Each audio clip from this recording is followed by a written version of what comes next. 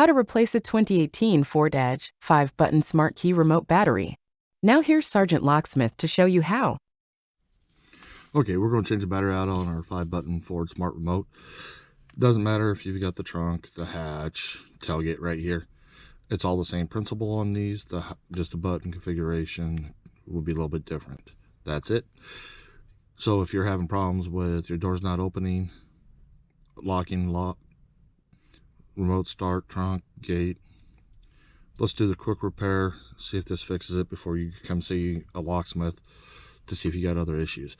First things first, if the keys are attached to it, doesn't matter, leave them on.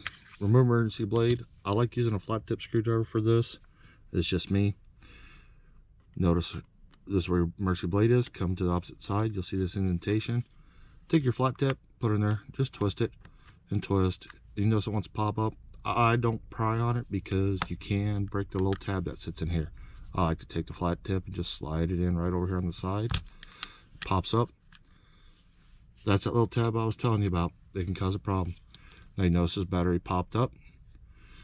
Sometimes they do, sometimes they don't. It's a goofy design with Ford. Dump it out. It's your CR2450. Go ahead and put your new battery in, slide it in, push down, and you notice it doesn't latch on here. You can turn around and even try that. It won't work. I've always found that you put it in, set it down, this back cover pushes everything down in there. Remember that little tab I told you about? Slide it in. We push down. And there you go. You've changed it. Hey, if you would give me a thumbs up, comment down below. Thanks again for watching.